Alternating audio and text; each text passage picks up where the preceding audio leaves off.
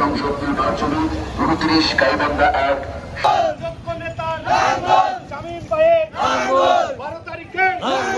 12 তারিখে দেখিয়ে দেব